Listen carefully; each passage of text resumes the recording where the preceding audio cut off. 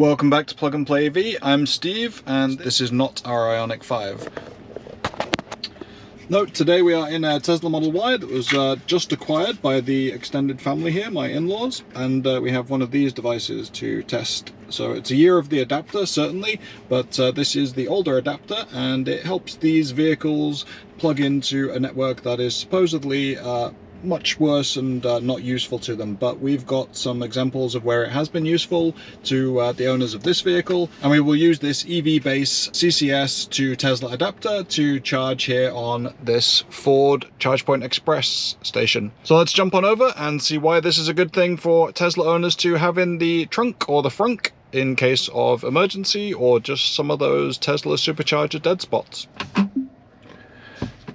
Okay, so although this is in the period of the free month of full self-driving that everybody has got, I haven't had much chance to test it yet. That's probably a future video if I get a chance to do it at all. But today is to check out these new chargers. Actually, I think only in the last month or so have they been commissioned. And we'll check out our... Actually, maybe I'll check out the parking. Let's not hit that lady. Let it do its thing.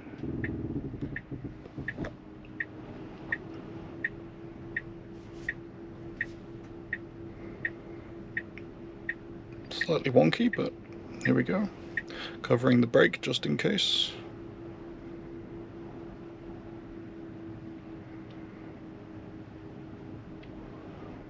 I think that'll do. You're good. Okay, not bad at all. We will see how this goes in terms of charging.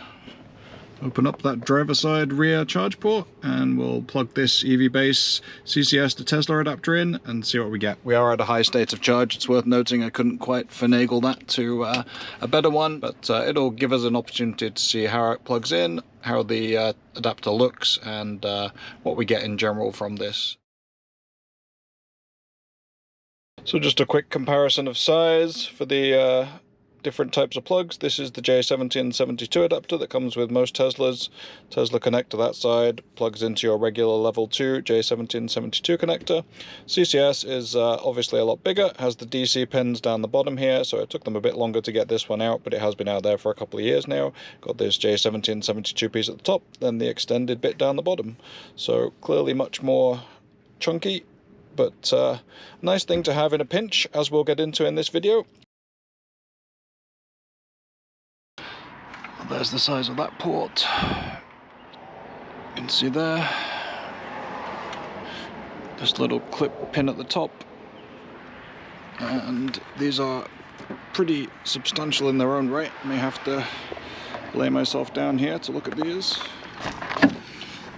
That's big by any CCS standard, big solid connector. And that's just going to go on the end here. That makes quite a large piece of kit, as you can see. And since doing that, I've fumbled around long enough for that to close up. But that is a hefty piece, not something you could probably put on by yourself. Let's see. It's locked. Got connecting to EV, and I'll need to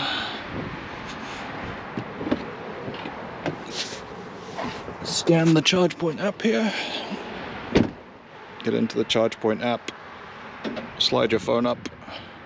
These are 120 kilowatts max. These stations can go a lot higher in some configurations, but they've just put the power modules at 120 kilowatts, which is pretty reasonable for DC charging or dealer charging.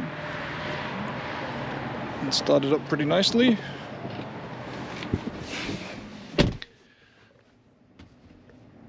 And there you go, firing right up. Again, this is not particularly powerful.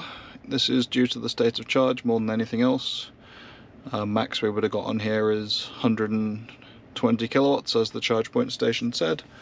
But you can see pretty fast start up there. ChargePoint's one of the best outside of Tesla Superchargers for this, so all good stuff there. 247, this is a dual motor 2024 Tesla Model Ys, and we're probably going to max out at 35 kilowatts there. which is just fine, no big deal.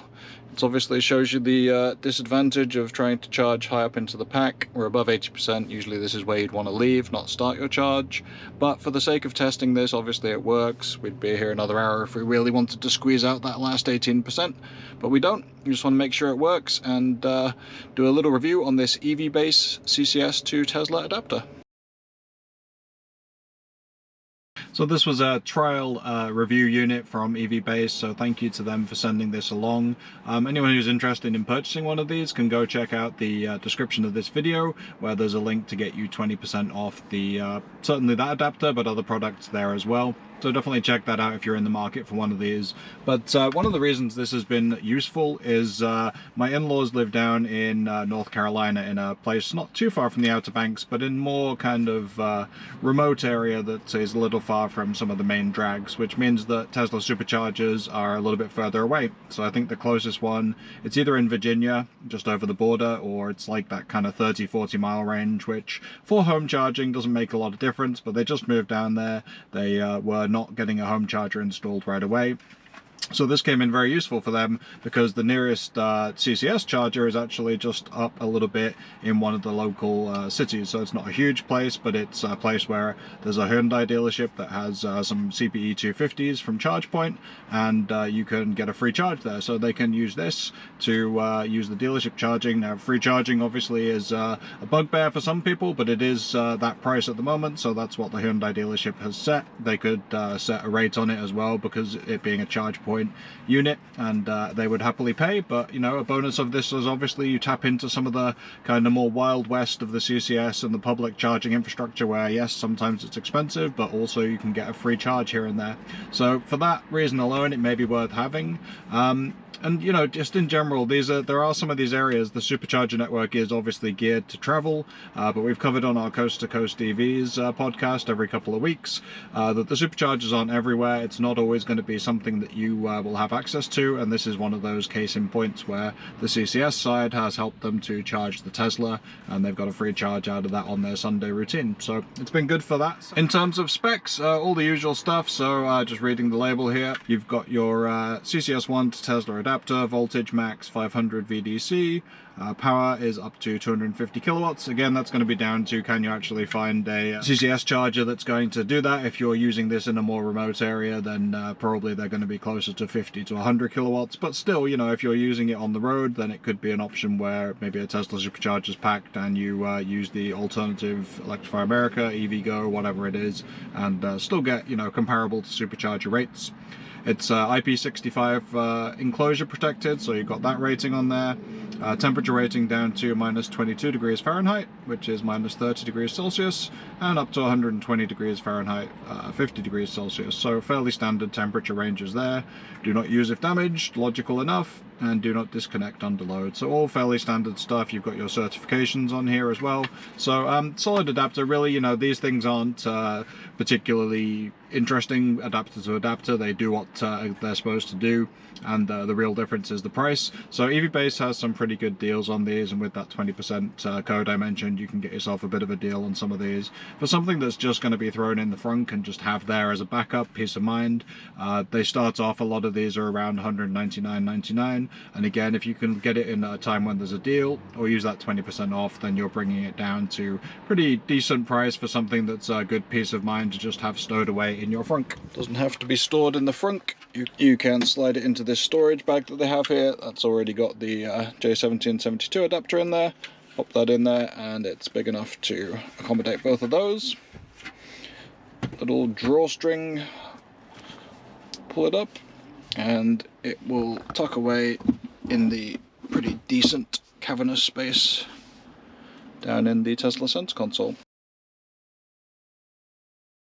Also just stumbled across the battery temperature low. Not that I'm really sure that's the problem for the thing overall, it's just the state of charge isn't much fun, but it has gone up. So you can see us pushing into the 40s here, which is just fine. Won't stay here for too long, because there's no need to spend money on this. I'll have a look at that Tesla Supercharger session, see what that was comparatively at a nearby Massachusetts Tesla Supercharger, compared to what this is, which I can't remember, but I'll put this up on screen and we'll count that as a successful first charge on the EV base CCS to Tesla adapter. Oh, there you go, 39 cents kilowatt hour. It's probably cheaper than a supercharger. Not so much from there.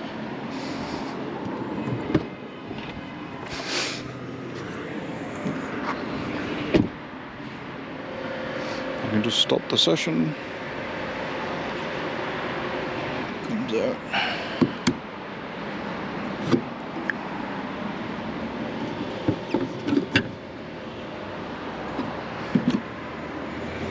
Easy enough to unplug, albeit separate from its main connector. Oh, they've got a time rate here as well. I'm not sure what that is, I'll look up, but anyway, 5 kilowatt hours, $2, 39 cents.